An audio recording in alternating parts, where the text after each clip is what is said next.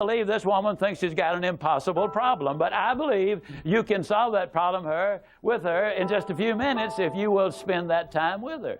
I said, well, Laurie, tell her to meet me backstage. I'll get there about 10 minutes early. My schedule was such that was about all I had. Well, I got there, and I was on backstage behind the curtain on one side. She spotted me from the other side, and as she walked across the stage, I have never seen as much anger in a human being in my life as I saw in her. She almost started crying when she saw me. She said, oh, I'm just so glad to see you. I got this horrible job. I hate it. I hate everything about it. I hate everybody down there. I mean, you talking about negative nails. She was it. She said, can you help me? Now, understand, I've only got about 10 minutes. So I looked at her, and one thing I have learned, I don't do counseling, but I talk with a lot of people who do, in psychology, psychiatry, and the ministry. And they tell me that everybody who comes to you with a problem are not necessarily looking for a solution. I couldn't understand that for a long time. Why do they bring you a problem if they don't want to solve it? Well, I can tell you why. They want to tell you about it, you about it, you about it, you about it, and you about it. And if you foul up the deal and solve the problem, they can't tell you again, you again.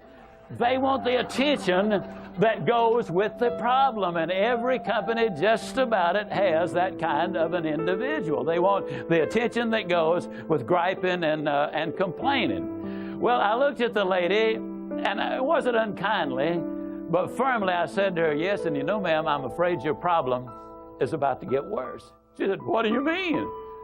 I said, I believe they're going to fire you. She was stunned. I couldn't have stunned her more if I'd hit her in the face with a bucket of ice water. She said, fire me? Why on earth would they fire me? The inflection in her voice clearly said, they're the bad guys, I'm the good guy. Why don't they fire them and keep me? Have you ever noticed that people who are the problem never recognize that they are? They're in complete denial. They think denial is just a river in Egypt. Why would they fire me? I said, ma'am, I don't believe there's a company in America big enough to contain this much poison in one small spot. Have you ever noticed that when somebody is about to lose something they've been complaining about, whether it's a car, a home, a mate, a job, or whatever, when all of a sudden it appears they're going to lose them, it takes on brand new value. She looked at me and said, well, what can I do? I said, do you really want to know? She said, yes, I do. That's the reason I came to see you. I came looking for help, but you sure haven't been any help so far. I said, well, ma'am, I've got an idea, and I will absolutely guarantee you it positively, definitely, absolutely will work if you will just do it. She said, I'll try anything within reason. I said, okay, when you get home tonight, all of your household tasks are complete. It's bedtime. Get off in a room right by yourself. Get a sheet of paper out, and at the top of it write, I like my job because. She interrupted me. She said, that'll be easy. I don't like nothing about that job. Don't like nothing about those people down there. And I said, well, just as a matter of curiosity, do you work there for benevolent reasons, or do they pay you for working there? She said, well, I got to confess, they pay me. And I said, and you don't like to be paid? Oh, she said, yes, I do. I said, okay, tell you what you do. Open your notebook right now. We'll start our list of the things you like about your job. They pay you for working there, and you do like it, don't you? She said, absolutely. But she just stood there. I said, no, open your notebook now, and we'll get busy on the list. She just stood there. I said, ma'am, let me tell you what my experience in life has been. I've discovered that in 100% of the cases, no exceptions, people who won't take step number one never take step number two. You see, she had come to me with an impossible dream. Her dream was that nice Mr. Ziegler was going to solve all of her problems, and she would live happily ever after. But folks, I got news for you. I can't solve her problems. I can't solve your problems. But I will give you some steps that I'll absolutely, definitely, and positively will work for you, as it worked eventually for her. I said, well, ma'am, let me tell you something. Unless you're willing to take step number one right now, it's been nice talking with you. She angrily opened her notebook. Before we got through, there were 22 things she liked about her job. Not only did they pay her for working there, they paid her above average. She had 3 weeks vacation with pay. She had a retirement program. She was in on profit sharing. She had health insurance, life insurance, and accident insurance. She lived less than 10 minutes from home. She was in on management decisions. The company sent her to 3 seminars a year to be paid for. She had her own private office and parking place. 22 things that she liked about her job. Now I said, ma'am, when you get home tonight, everything is finished. Get off in a room right by yourself, close the doors, change one word from I like my job to I love my job. Get in front of that mirror, and folks, I cannot say this strongly enough, but I'm going to try. The eyes are the windows of the soul. Look yourself in the eye, and with excitement and enthusiasm, say, I love my job because they pay me for working there. I love my job because they pay me above average for working there. I love my job because I have a wonderful insurance program. I love my job before every one of the statements. You will sleep better that night. You see, there's something hidden in what I'm saying to you now. When she says, I like my job, she's really saying, I'm grateful for my job. And of all of the emotions we can have, according to Hans Selye, the #1 stress specialist in America, the healthiest of all human emotions is gratitude. I said, you go down that list. I like my job. I love my job, rather. That is a way of gratitude. You'll sleep better the first night. Tomorrow morning, when you get up, get back in front of the mirror just before you go to work. Get back in front of the mirror and repeat the process again with excitement and enthusiasm. I love my job because, and take the list with you. Because the reality is, you see, you will have started to change from a fault finder to a good finder. Some people do really find fault like there's a reward for it. They really do. Take the list with you, and you will be able to add to that list, absolutely guaranteed. Do this every morning and every night, and you will have an astonishing recovery from this advanced case of stinking thinking. Now, I didn't say that to her, but I'm saying it to you. That's what it was. It was an advanced case of stinking thinking. Well, 6 weeks later, I was back in Birmingham, Alabama. I was doing a follow-up sales seminar.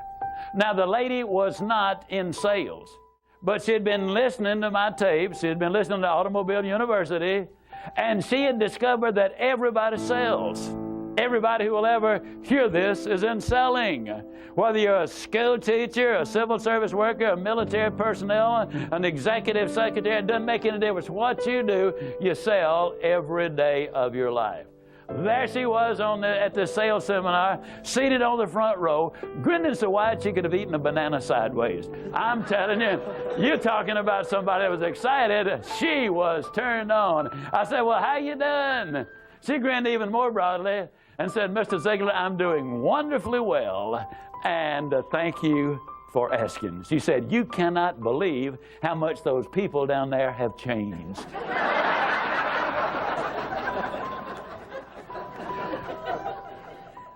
I got to lay it on the line, folks. You're not going to change anybody else till you change you. Everything really does begin with you. Now, you see, the unfortunate thing, this lady had been raised in a very negative environment. First, her parents had told her that she'd never amount to anything. They had said, you know, you're always late, you're always sloppy, why can't you be like your brother or your sister or whatever? When she got married, her husband had continued it, and so her self-talk had become completely negative. Everything that she said about herself was negative. Like Dad said, I'll never amount to anything. Or like my husband says, I can't do anything right. But when she started changing the input, then some radical change. What's up, Fire Nation? Another bonus episode coming your way. This one was a great chat. I had a lot of fun with Terry Wilson. Terry is a serial entrepreneur who offers entrepreneurs and solopreneurs the tools, training, and technology needed to earn and enjoy more. For the past 13 years, he's helped thousands of hungry individuals discover their thing, develop the skills to do it, and be given a strategy to deliver it to market and produce value. Terry has a weekly podcast that can be heard on iTunes, Stitcher, and at terrywilson3.com. He also wrote a book called You Are Worth More, which you can check out at youareworthmorebook.com. We have a lot of fun in this episode, Fire Nation. I truly hope you enjoy. It's hard. It is hard work to achieve uncommon success. But you know what else is hard, Terry? being broke. You better believe that. Living paycheck to paycheck, not being able to support your loved ones, not being able to support yourself, not being able to get up in the morning and do something that you want to do, but doing something you have to do. That's hard too. So Terry, my call to action for everybody here is choose your hard. Like back in 2012, it was hard. I spent 32 years of my life doing hard work and making the wrong decision on choosing my hard. I was going down the wrong path. I wasn't having any success. But then I flipped it and I said, you know what? Building this business, Entrepreneurs on Fire, it's going to be hard work. But the alternative is hard too. So I choose the hard of building a life of freedom, of building a life of choice, of building a life of uncommon success. And that's my call to action to everybody hearing our voices today. Choose your hard. Choose your hard. Boy, I love that. You know, because there's a high cost of low living. And sometimes we think that, you know, we're just going to get out of this easy by taking the path of least resistance. And boy, sometimes the end of that path is just a tiger.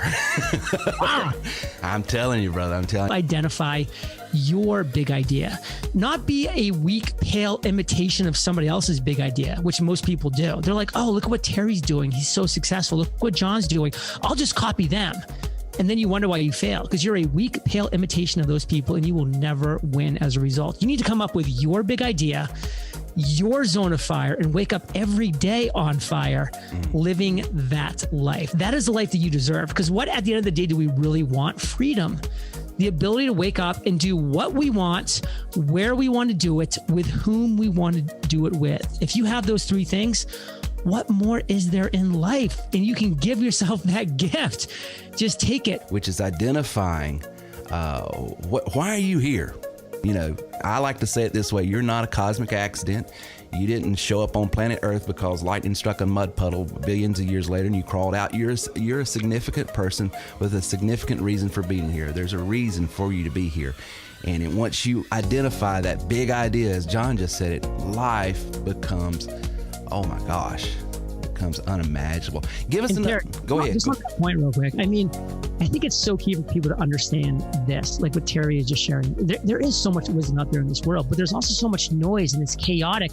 And sometimes it's so hard to really cut through all of this and to really get to the meat and potatoes, to really get down to what matters. Does anyone know Terry's story, what Terry did? I do. So Terry sold musical instruments, sold pianos, right?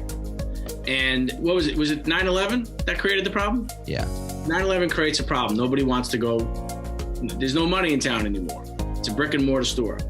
Some woman comes up to him in church, some older woman, and she's like, I was thinking about your problem, and the Lord told me you should sell them on the computer. Sell your pianos on the computer.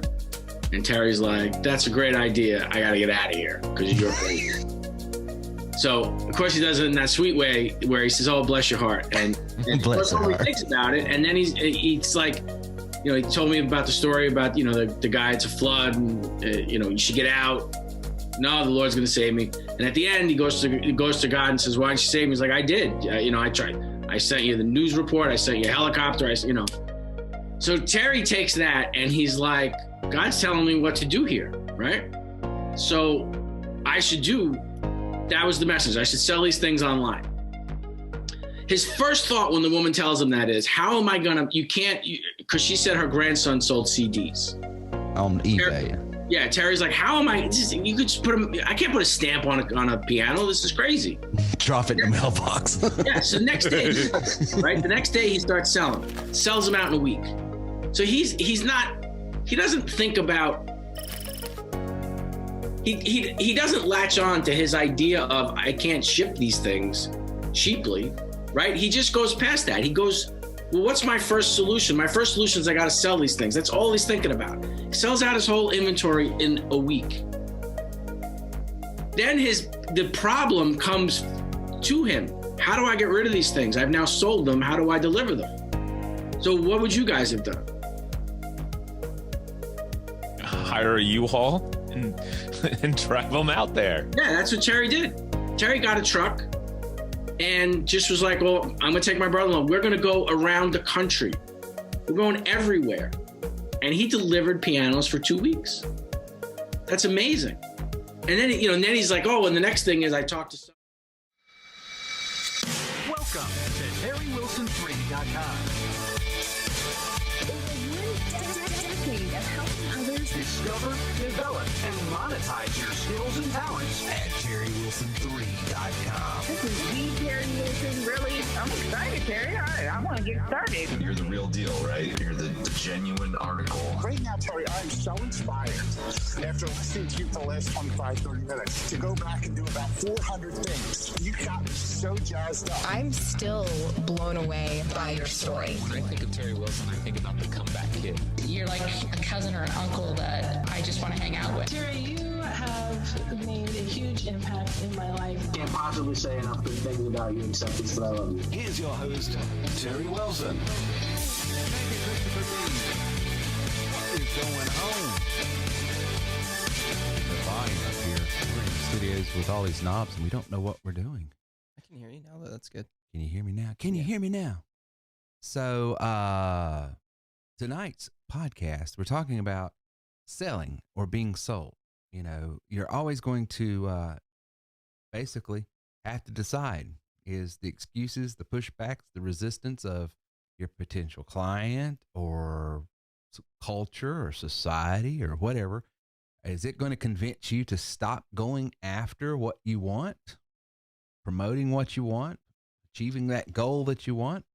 Or are you going to be the one convincing it that, no, this is what is supposed to happen. This is what I want to do. This is why you need this. In other words, who's going to be the influencer? Who's going to be the one that provokes and compels change and persuades? And that's, you know, at the end of the day, as an entrepreneur, as a salesperson, as a professional, that's what it's all about.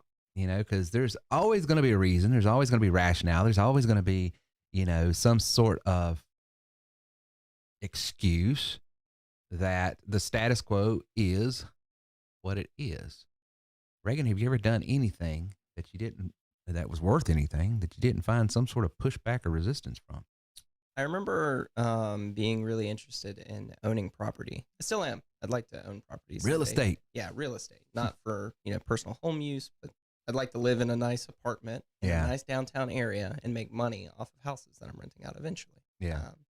But I don't think it's, you know, uncommon or people don't know about it, so it's fine mentioning it. But people my age don't like capitalism. As soon as you get into my demographic of people that are my age, there is a huge political shift that's happened generationally. That, you know, my generation, you called someone a socialist, that was cussing words. Is an insult. We're going to roll in dirt. And now you got people that are full blown on, not even socialists, saying communism is. I have friends that identify that they call themselves as tankies. Tankies. You can imagine why they call themselves tankies. No, I can't. Tell me. I'll let people figure that out. But, you know, because, you know, Stalin. Okay. Yeah. So, wow. My point being that typically we actually have pretty good conversations. But the way I look at it, that's popular right now. I feel like I could find a lot of good, you know, people in that space, experts that could convince me or sell me otherwise that capitalism's evil and that I should, you know, be seeking to do something that's morally altruistic. But we're in a system where capitalism is the rules that everybody plays by. It's the one that works for other. It seems to be the one that continually works, right? Most developed countries. I would argue it's the most altruistic form of. And so if it's the one that's proven time and time again that this is going to be the dominant system that we use, because I don't like that when we think of capitalism or we think of socialism, we think of communism, we're thinking of good and evil. I think that's kind of silly. They're all tools for an economic system, right? And we just use the tools that seem to work the best. Capitalism seems to be the rules that we play by in this country. I want to be the best at the game. So, you know. Well, that's more of a philosophical. But it is mindset and stuff. But if we're talking about being sold, I think it's really, really easy to be sold on some of these ideas that while they sound good, coming from the right type of people, because they do. There's a lot of good socialist professors that I've, you know, heard and listened to.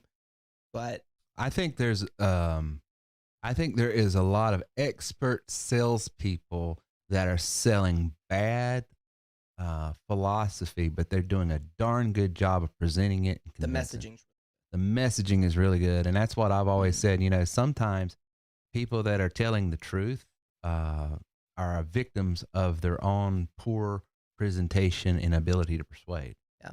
I apologize if I got heavy all of a sudden. I don't know if you're even. No, I get it. I mean, but if we're asking about what's something that's being sold to you, you're going to be sold, or I could take this mindset that, capitalism's evil, and a lot of people your age have, and they have. That's but my thing is, this is what would concern me with that, because I'm not here to say like whether they're wrong or right, because no, I will. They're wrong. Well, yeah. But I'm saying just fundamentally on a deeper level, like there's room for debate, there's room for argument. You do what you want, pick your side. I don't care. Sure. My thing is, if this is the system, this is the game, this is what we're all playing by. We all have these even level of rules that we're going to play with. I want to be the best at the game. I'm not going to just go, well. Yeah, that gets into stuff that I probably don't want to open up as far as those type of conversations on this show. But you are right. Is using it as an example, and we'll just leave it at that. That sometimes we have to understand that a lot of people buy not based on what's the best product, but what's the best presentation. And so many times we, as business people, say, well, if I have the best product, if I have the best dish, if I cook the best, if I have the best restaurant and experience, or I have the best business solution, or I have the best theology, or it'll sell itself. No, it won't. It really won't. You do have to get out there and present, even if you have the best product, the best ideas, because I would argue entrepreneurialism, capitalism, freedom, all independent free self-efficacy. I think I've got all of history, theology, and biology pushing me. I mean, that's just that's my bias. Fine, whatever. Everybody, you do you. But I can be convinced of that and say, okay, it's settled. Boom, those are the facts. And it just, no, it has to be sold. It still has to be sold. It still has to be presented. People still have to be convinced. It's not enough to be right. Mm-hmm. And I think that works both ways too, because I would say I've had, arguments on both sides that were very convincing. They sold me. I was sold. These are my new beliefs and stuff. And then you give it time, and then you give it scrutiny, and then you give it some, give your time, give yourself that time to vet it. And are these ideas that I hold true? And a lot of times when you vet them, you find out, oh, this was just really well marketed to me. Like the argument that was presented to me was really, really well done. It was very convincing. But whenever I, take some time and I can find the holes in it, you realize like, oh, that's not what I believe. Yeah, exactly. Well, I mean, everything sounds great on paper and in a philosophical realm, but until it's applied and put into practice, that's when the rubber meets the road. That's when, does this have any merit whatsoever? And actually, what you're sort of talking about, I'm going to be talking about in segment 2 tonight. I'm doing a training. Oh, well, that worked out because I don't have any notes. Yeah, we're sort of winging this. We have been, to say the least, busy. TW3 is on fire. New businesses coming in. Sales are still exploding. The reason for this, and by the way, I went to a restaurant last night with Pastor Terry and your mom, and we went to that same restaurant week prior with Michael and Callie. It's called something Fig something, downtown Spartanburg. The New Fig or something. But anyway, we just had fallen in love with this cool little restaurant. Well, I noticed, you're going to love this. Last night, they recognized that we'd been in there again, and I'm talking it up with the manager of the restaurant. And he says, hey, do you mind? Fill this out. Let us know how we're doing, and we'll give you a 10% off. Well, all they're doing is harvesting my data so they can market to me, right? Right. Well, they're handing me this little piece of paper. It says 10% off on your next visit, and I have to manually write my name with this pen, manually write my email, manually write my cell phone, and then I turn it back into them, and then they cut off the thing. And I mean, this is just old school. The whole process. Old school. I said, let me ask you something. If I could show you a way to put those little table toppers or put it inside your menu, a little QR code that people, as soon as they scan it captured all of that. They don't even have to put anything because it's married to their Facebook or social media account. It automatically populates it. Yeah. It automatically emails them a discount code. You automatically have it in this CRM. And I just sort of, in essence, it does everything that you're having to do manually here. And it asks them to fill out a survey, and it says, hey, how did we do? And if you did poorly, they give you the one-on-one information so that you can do better. But if they really like what you did, it sends them right over to Google reviews so they can post a review. If I could do all of that, what would that be worth? He goes, oh man, well, you know what happened. Yeah, I know what happened next. You probably sold them our system. And so the point is, the people asking, how is our business doing well when some other small business owners are struggling because of this, that, and it comes down to this: where there's problems, solutions become a premium. Yeah. And what do? We offer solutions to the people that are having the most. I have a bit of a funny counter story, a little bit to that. This was also over the weekend. I went snowboarding, and a big issue that they were having at the mountain I was at was not being able to track the people they had coming in. A lot of people had bought passes. A lot of people had just regular lift tickets. They had a problem sorting who was who, and everybody came in all at once. And it's just one little office with, two older blonde women that's just trying to, Right. And so, watching 15 people come in and try and, they were all very angry because everybody wants to get on the mountain. This is taking time. And watching these two women sort of, clash heads with each other and then clash heads with the people. And then I get up there and I'm like, I have a system that, and it was very much a quick, like, I don't care. I don't have time for that. And I got shut down. I got shut down pretty hard. Right. But I'm going to be there, a few more times over the next few months.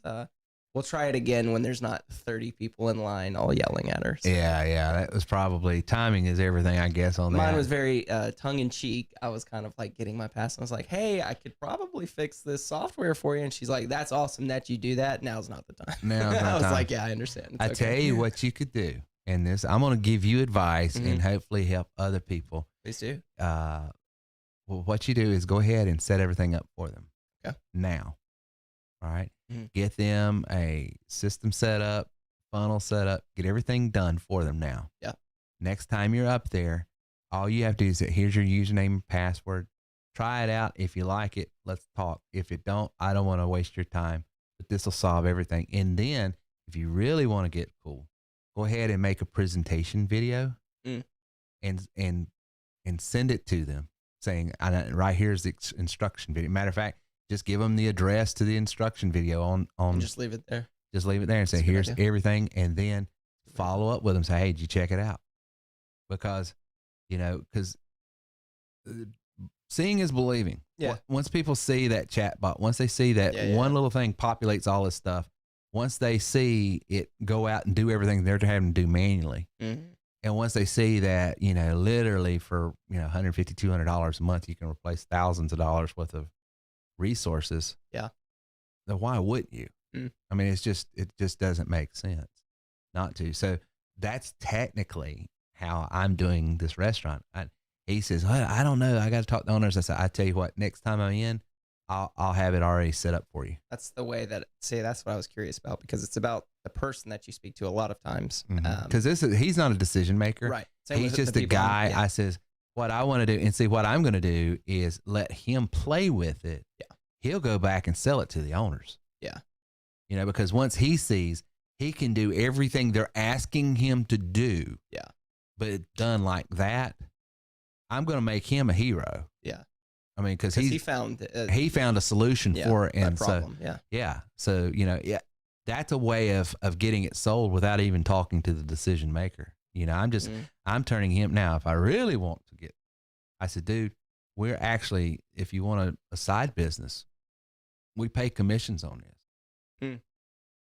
And everyone you sell, whether you sell at this restaurant, sell it to another restaurant. Yeah. I could turn him into an affiliate real quick. Yeah. But that's the conversation I have after he gets sold on it. Yeah. Right. You see what I'm saying? So, and you find out sort of what his goals are. All kinds of ways. Because he may love his job and he's like, I'm not looking to do anything. Well, I'm not asking him to leave. Yeah. I'm just saying, you use this, you make a ton of money, and then because you know how it is. If you're in the restaurant business, you know other restaurants. You know that industry. Yep. So that's just a way to get your foot in the door, to have it sold there, to have it sold other places. I mean, I could even say, hey, listen, other people in this, you give me a lead, I'll give you a commission on a lead finder. Yep. There's all different business, angles you can pick here. A lot of different ways to work it. Yeah, for sure. Well, guys, when we get back, I'm going to give you 3 principles that's going to help you. I really believe this. That's going to help you sell more. Because at the end of the day, you're either going to sell or you're going to be sold. You're either going to sell that product or that customer is going to tell you why they can't buy it, why it's not the right product for them, why it's too expensive, why they can't afford it, why blah, blah, blah, blah, blah. So you're either going to sell or you're going to be sold. You're either going to be sold on doing better for your health. You're either going to be sold better doing for your career. You're going to be sold on doing stuff. You know, who's making the decisions? Who is making the sale? Who has got the influence here? And I want to show you 3 principles that if you'll execute and implement these principles, I really think you're going to be better for it when we get back right after this.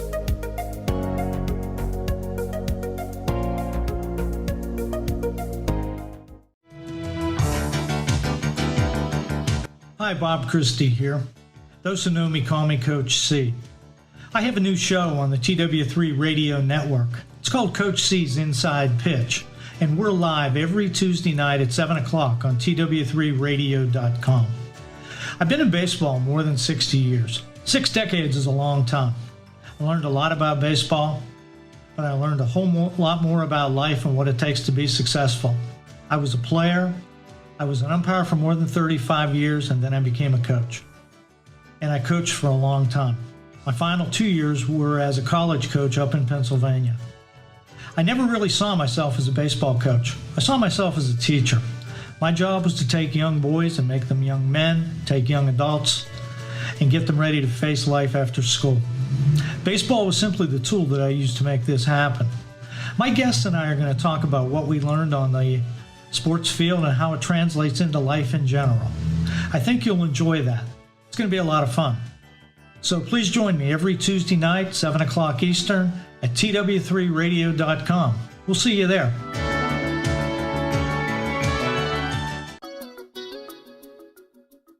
You're listening to TerryWilson3.com. Inspiring, informative, and entertaining content for the entrepreneur and small business owner. And now back to our show with Terry Wilson.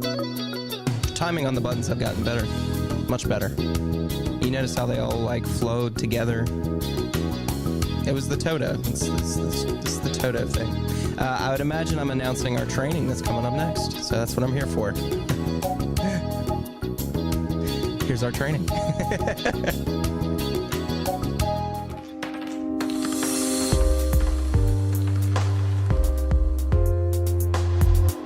Sell or be sold. You know, everybody is selling all the time, whether you realize it or not. You're selling your attitude. You're selling your beliefs. You're selling how you feel about things. You're selling just by you being in a room without saying anything. Your demeanor, the way you carry yourself is having impact and influence on everybody around. Now, the question is, what is it doing? And are you bringing influence to that room, or is that person in front of you across the table, are they influencing you? I heard a sales manager once at a car dealership when he was training his salespeople said, every deal, every client you come in contact with, there is a sale that's going to be made. The only question is, are you going to sell that car, or are they going to tell you why they can't buy that car? You know, and no matter what you are in life, that's the way it works. You are considering decisions every day, and you're making a buying decision. Should I go eat here? Should I go eat here? Should I buy this for Christmas, or should I buy this? Should I marry this person, or should I marry this person? Should I date this person or not?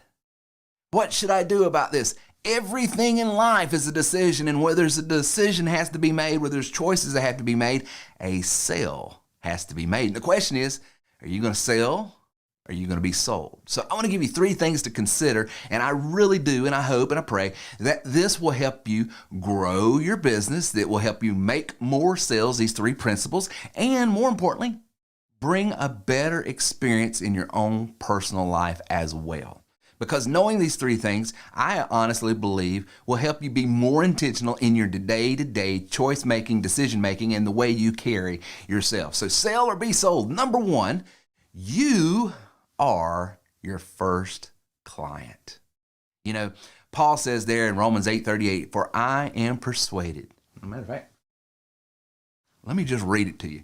I hate misquoting scripture when it comes to that. He says, for I am persuaded that neither death nor life, nor angels, nor rulers, nor things present, nor things to come, nor powers, nor height, nor depth, nor anything else in all of creation will be able to separate us from God in Christ Jesus our Lord. See, Paul was a theologian of theologians. He was a Hebrew among Hebrews. He sort of knew his stuff. And at one point, he was sold in a different direction. He was pulling for a different team. Matter of fact, he was persecuting the people that with his newfound religion called Christianity. And he had to, those type of people, I love them because once they're sold out, boom, they're in one direction. You can't convince them otherwise. So it took a bright light. It took being knocked off a horse. It took an encounter to change, to repent. The biblical term is repent, to turn. But it took something major to get him refocused from, no, that's the wrong product I ought to be selling. This is the right product I ought to be selling. Because at the end of the day, he was just there. He was a zealot for truth, and he misunderstood what truth was. And so he got a radical change in his idea and his thoughts. But see, here's the point. I'm not trying to preach to you today, but there's a deep psychological truth here that you are your first client. And once you buy into something, well, it's pretty darn easy to sell it. See, the reason why I find it very easy to sell opportunity, the reason why I can trumpet entrepreneurialism is because, well, for I am persuaded that neither an employer, a pontificate, a pundit, or some politician is going to care more for Terry Wilson in his career than Terry Wilson himself will. And so I've tasted and I've seen that entrepreneurialism is good. Yes, it's fraught with challenges. Yes, it's not easy, but here's the dirty little secret. Neither is employment. Are you telling me you like those long commutes to work, that you like going like some sort of pauper, like some sort of slave and say, oh, Mr. Boss, can I have time off? I got to take little Johnny to the dentist. Do you enjoy that? Do you like having yourself to be yielded and surrendered to someone else that's no better than you? It's not that you're trying to put them down with your hat in hand and saying, hey, and justify why you want time off, justify why you want a vacation, justify why you need more money. I'm sorry, no, I don't. And so I am persuaded that I would rather take the sleepless nights at sometimes the learning a different market, learning a different product, learning a different strategy. I would take the stress of having to learn and do different than I would take the demoralizing, demeaning, life of having to ask someone else what my value and time is worth. See, so I'm sold out. So it's very easy for me, and I've heard every excuse, I've heard every rationale, I've heard every complaint about why, well, entrepreneurialism is dead. Really? I just had a client last week make $54,000 in 1 week. Well, it's hard to sell opportunity and online in the market. It's flooded. Well, I just had a client last week just selling TW3 made over $8,000. Well, the economy's bad right now. Did you see what's going on in the housing market and the job market and blah, blah, blah, blah, blah. Did you just hear me? Last week in 2021 of December, we're on, this is what, December 5th, December 6th? Not even a week in, and people making $8 and $50 grand? Come on. As some politician would say, come on, man. The point is this. If I can do it, you can do it. See, I'm sold. Well, Terry, it's easy for you because of whatever, fill in the blank. Well, I'm a college dropout. I went to college for 2 weeks. I was taking public speaking and badminton. I couldn't hang.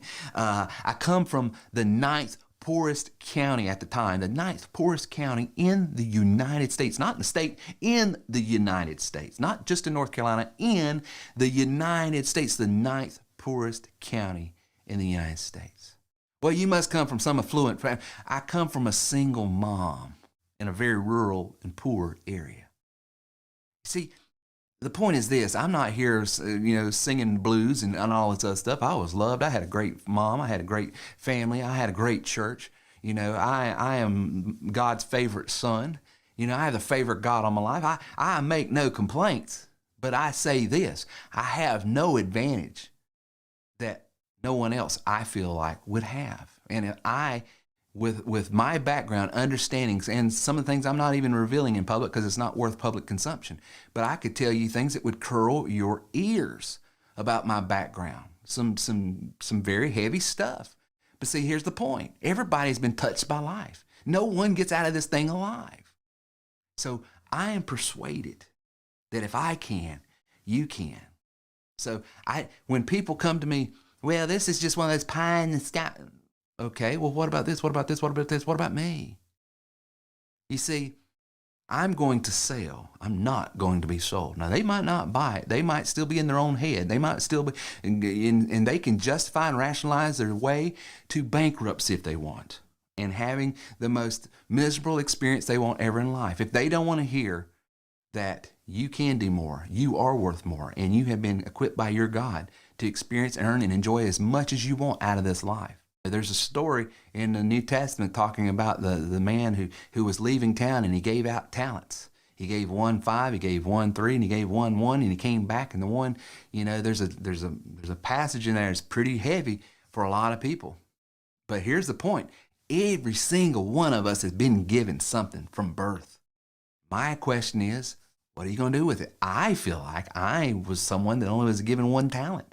Only one thing. I didn't come from an affluent family. I didn't come from, money. I didn't come from, high education. I didn't come from all of these different advantages. And most people are like that. You are more than likely like that. The question is, what are you going to do with it? So here again, what am I doing right now?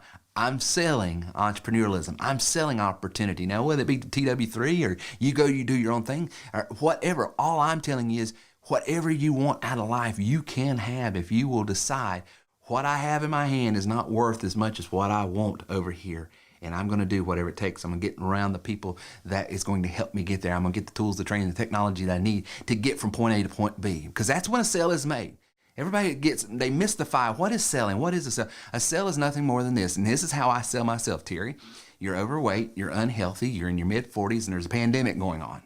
And now you're on a medication that diminishes your immune system. What are you going to do about it? Well, I would like to live longer. I'd like to enjoy my life more. I'd like to be able to do things physically that I used to do that I can't do anymore. I would like to have the energy that I once had when I was playing ball and everything. What I want is worth more than what I currently have. Let's get on the treadmill. And once you're sold and a decision is made, what is a decision? It comes from a Latin word. It means cut away all other options. This is the only option. Then you better kill me to stop me. We're going to go 6 days a week. So you have to get that mindset. You are your first client. Get sold on whatever it is you're selling. Get sold on it. I can sell health and wellness now. Why? Because I've tasted and I've seen. I know what it's like to be out of shape. I know what it's like to have low energy. I know what it's like to have all these things. And I know what it's like to be in a better condition now. And I'm telling you, it's worth the pain. It ain't easy, but it's worth it. Number 2, sell or be sold. Number 2 principle you got to consider. Everyone sells, but not everyone prospers. The bottom line is, whether you like it or not, whether you feel like you're a salesperson or not, everyone is a salesperson. There's 3 things that you're always selling: your attitude, your beliefs, and your ideas. Your attitudes, your beliefs, and your ideas. Your attitudes, your beliefs, and your ideas. The question is, are you prospering from it? And I would commit to you today, I would challenge you today, that if you're not prospering, then consider, is the attitude I'm selling beneficial to me and others? Are the beliefs that I'm selling beneficial to me or others? Are the ideas that I'm selling beneficial to me or others?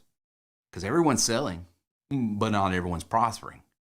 And if you're not prospering, that means you're selling an attitude that doesn't help you nor anyone else. Or you're selling beliefs that doesn't help you or doesn't help anyone else. Or you're selling ideas that doesn't help you or doesn't help everyone else. See, everyone is selling, but not everyone's prospering. So what are you selling? Consider what you've got in inventory. Consider, like Paul had to, this is the direction I've been going, but I've been pretty miserable and I'm not prospering the way I should. I'm going to change products. I'm going to change my inventory. I'm going to change the things I'm selling, because everyone sells. You don't have to say a word. Your demeanor, your countenance, the way you carry yourself is selling. The question is, are you prospering? So if you're not prospering, consider what you're selling. I'm telling you, everyone is selling. Your attitude, the way you talk to people. Over 13 and a half years I've been with TW3 as I established this company. everyone gets excited. Everyone wants to get in entrepreneurialism. Everyone has the dream, but the hustle sold separate. They get involved, and here's what could happen. They're not convinced internally yet. It's a head knowledge, but it's not a heart belief that entrepreneurialism is the way to go. That the products, goods, and services I have in my hand are the very tools of training technology people need to get them from point A to point B. This is the solution. It's head knowledge, it's not heart knowledge. And what happens is they get in front of people, they read a script, the words are right, but the attitude, the beliefs, and the ideas aren't congruent. See, I can take a script that you're reading right now if you're a TW3 member, and I'm going to have instant different results than many will. Not because I'm a better speaker. I'm not. I mean, I'm a child of the South, and I stumble over my words, and those who've read my emails know I have a grammatical challenge, to say the least, in spelling. But the difference I would have between most is the belief, the energy, the attitude, the ideas. No one is going to tell me anything about entrepreneurialism, about the tools that I'm going to be offering as a TW3 member. They're not going to sell me on, well, it don't work, it's pie in the sky. This doesn't. I can show them a tax return. I can show them 13 and a half years of results. I can show them other people that's doing the same thing. And so I am persuaded, as Paul said, you have to be, step one, you're your first client, get sold. Number two, make sure if you're not prospering, change those attitudes, change those beliefs, change those ideas, because everyone's selling. But if you're not prospering, that's the reason why. Number three, and finally, principle, problems or possibilities. What do you see? Do you see problems or do you see possibilities? See, only you can assign meaning. You are the only one that can assign the meaning to what you see right then. A client hangs up on you. A client says no. A client says whatever. My question is, what does it mean? Does it mean you're no good, you're stupid, the products you sell are crazy, blah, blah, blah? Is that the meaning you took from it? Or is it meaning, thank you, Lord, for closing that door. Obviously, that is not for me. Obviously, that would have been a headache. Obviously, what meaning do I assign to it? Only you, only I can assign the meanings of things I perceive. Do I see problems? Or do I see possibilities? When I read a report that the housing market's going down, or I read a report that the job market's going down, or I read a report that small businesses are struggling, do I see the problems or do I see the possibilities? See, only I can decide, number two, when I see problems or possibilities, what am I going to offer that? Am I going to offer solutions or I'm going to offer sympathy? Am I going to come alongside that business owner and say, yeah, man, things are hard, and yeah, it's hard to find good work around here, and yeah, man, nobody wants to work anymore, and yeah, blah, blah, blah, blah, blah, blah, blah, blah, blah. Problems. Here's my sympathy. Here's my sympathy. I say, have you ever thought about this? Have you ever thought about recruiting this way? Have you ever thought about automating this process in your business so you won't be dependent on people? Am I going to offer solutions or am I going to offer sympathy? Only I can decide, because do I see problems or do I see possibilities? Third and finally, under that, I am the only one that's going to experience the results from the activity I took. See, activity drives results. So you're not picking up the phone. You're not engaged in your business. You're not active in this process because I want to please this coach, or I want to do this, or I want to please this person. I'm doing it for me. You know, a running joke, I was telling the gym owner of the gym that I go to at Anytime Fitness, his name is Bert Saucier, and I've had him on the show here. I was like, well, Bert, I hope you're happy. I was on the treadmill for an hour and a half today for you. And he just laughed, what? And I said, I got an email about 4 months ago from a client that says, hey, I've been taking calls, reading this script, and none of this work. I hope you're happy. I've been doing everything, you know. And I was like, well, are you doing it for me or doing it for you? I mean, are you an employee or are you self-employed? You're working for yourself. Why? Everything in the email read like it was being done for me. And I was like, you do this for you. And if you are not happy with what you are earning, enjoying, or experiencing, then you need to make a decision to change this, modify this, or do this. It's about you. See, only I am going to experience the results from the activity I engaged. So do I see problems or do I see possibilities? 3 things if you want to sell or be sold. You're the first client. Get yourself sold. Everyone sells, but not everyone prospers. And do I see problems or do I see possibilities? I hope this helped.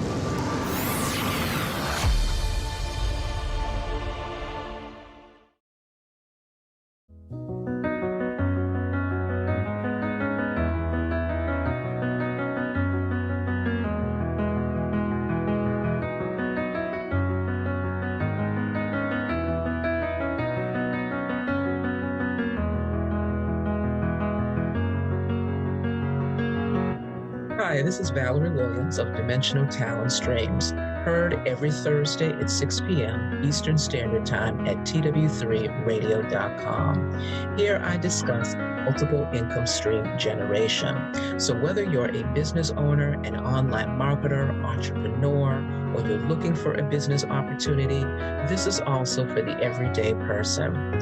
Here I do this in a very practical, inspirational, motivational style where I also invite guests. Please join me, Valerie Williams of Dimensional Talent Streams, every Thursday, 6 p.m. here at tw3radio.com.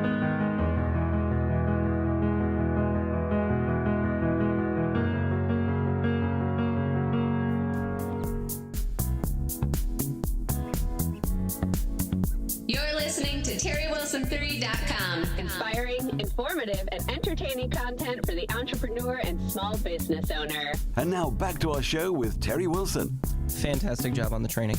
Good job as always. I don't know if anybody tells you, but you do a good job. I'm very proud of you. We're back. I learned everything I know from you. Yeah, you're welcome. Segment 3 is when we do questions. If you would like to have one of your questions read on a live podcast with us, you can go to our chat bot at terrywilson3.com. Or you can text a number. Do you know what that number is? 864-507-9696. 864-507-9696. I'm glad you remembered it because I did not. I do have one question here. I'm kind of curating it a little bit. That's what happens when we don't have notes. When we don't have notes, things get a little off the rails. We get talking about political philosophy and all kinds of stuff. That was kind of the thing we were talking about behind the break is like, should I not have cold opened with socialism versus capitalism? So my question, it's kind of curated by me. I'm kind of asking the question, but I got a guy that's in finance. He works for a specific financial firm, but I don't remember the name, but you probably know it if I said it. Anyway, how can our tools help people in the financial sector? Okay, well, it's it depends on, do you know if he's calling on businesses or? He was doing business loans. Customers. Okay, he's doing business loans. I believe it was business loans. He works with other companies to help them get business loans. All right. Well, there's a couple ways to do that. I like LinkedIn a lot for that because I can isolate exactly the type of business. Because if I know the type of business, I know typically the type of lending product that particular business is looking for.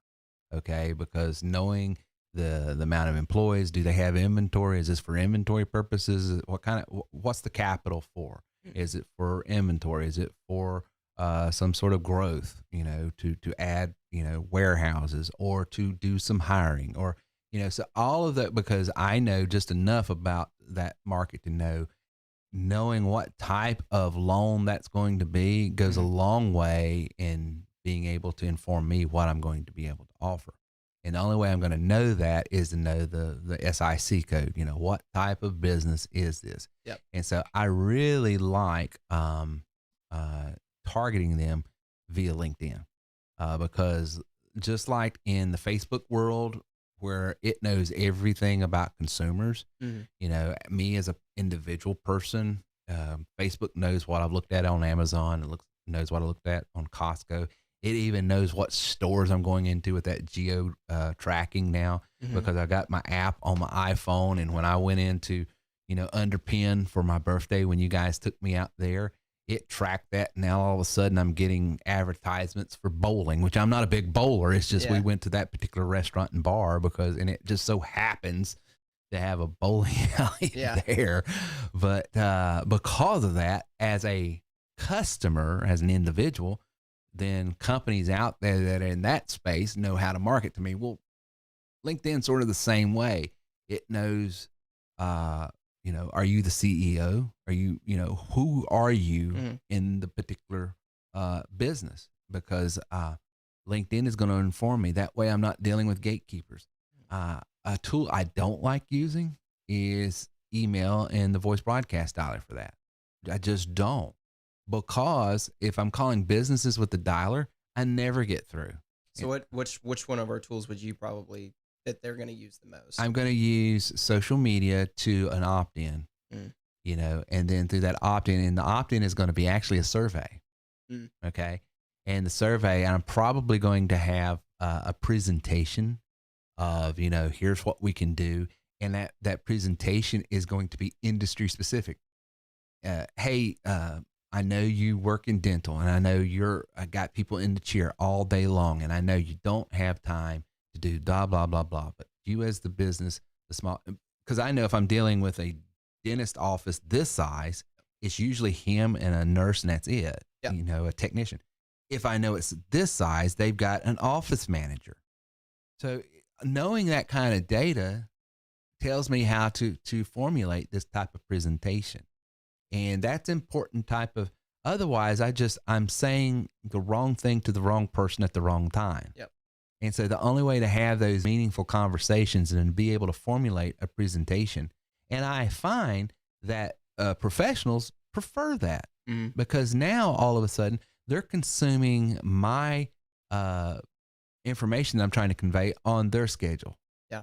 You know, if I'm sending, you know, a voice broadcast or whatever, or even a text, sometimes I'm interrupting them on their schedule, and that's sometimes a tougher thing to try to overcome. So in that particular field, I like the LinkedIn approach, going to a survey and a video, and then eventually a calendar. So that's how I'm going to formulate that particular funnel.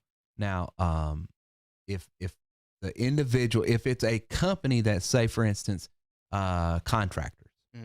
Say it's a bunch of contractors. Say it's roofers, electricians, people in the trade. That's usually an individual guy out there with a pickup truck and a cell phone. Sure. I'm going to use a voice broadcaster for that. Okay. I'm going to drop a voicemail on his phone, and I'm going to say, for instance, if you say it's a lending product, I'm going to say, this is Terry with $100K for $50, $100K for $100 per month.com or something like that. I'm actually putting a big amount with a low premium a month. You know, I'm trying to come up with some sort of snazzy way of getting big attraction. I can get you pre-qualified literally within 3 minutes over the phone. If you want to call me back, I've got your information already here. I got it off the website, or you filled out something. I'll give them a reason why I've got this, and I'll get to them. But you know, that's what I would do. But you've got, knowing the type of market you are calling on is going to help inform you what tool to use. And the biggest problem new people have in marketing is matching the right tool with the right audience, with the right offer. And that's why, if you're an elite member or you're a plus member, that's why we spend so much time in step 7 and in step 9 with that training. And that's why we offer elite members that mastermind, because sometimes you're offering a product in an industry, in an area that we just didn't have a training for that, because there's no possible way.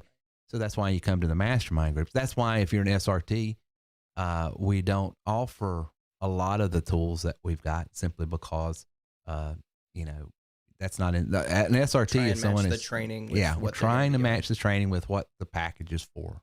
Yeah. Okay. That was our only question for this week. Very, very cool. I tell you what, congratulations to all of you new elite members that have come on. I'm telling you, it's exciting to see all of you guys come out. We've got another great training coming up this Wednesday night at 8 p.m. 8 p.m. Be there, and you bring your questions and anything you're working on that you need help on. Love to help you there. A lot of exciting stuff. This enterprise sales is just it's the bomb diggity. I'm telling you, in enterprise, just so you know, is where you sell individual components or individual packages for a specific industry. It's not a membership like our SRT or plus level or elite level. If you want to get in the opportunity space where you're selling small businesses, car dealers, insurance guys, real estate guys, salon owners, you know, electricians, people in the trades, you want to sell them solutions, and all they need is you need to be an elite member. Think about it, Reagan. $89 a month. and you could be put in position, your first sale, you're going to make $750 at a minimum. And you're going to be put in a position where you can get all this residual income once you start selling these tools. So it's just a powerful opportunity that we're offering people at the right time with the right type of products, because who doesn't need a means to earn more? You know, small business, whether you want to start a business or support an existing business. So it's a great business to be in. So, and the numbers bear it out and prove it. So, good stuff. Well, it's been a short podcast, but I think it's been a powerful podcast. I think you got a lot of content out of tonight. If you like this podcast, do us a favor. Please like and share and subscribe. Like, share, and subscribe if you got any value out of this. And if you want to hear the audio, I'm doing some audio podcasts during the middle of the week. That's not on the live training like we're having tonight. You can also go to TerryWilson3.com/iTunes, TerryWilson3.com/iTunes, and subscribe to our iTunes. Of course, you can always hear our podcast over at TerryWilson3.com/podcast as well. Till next time, we will see you later. Thank you for listening to our show today at TerryWilson3.com. Get a free sample copy of the book You Are Worth More by going to TerryWilson3.com now. If you would like more information on how we can take your money, your business, and your life to the next level, then please visit us online at TerryWilson3.com.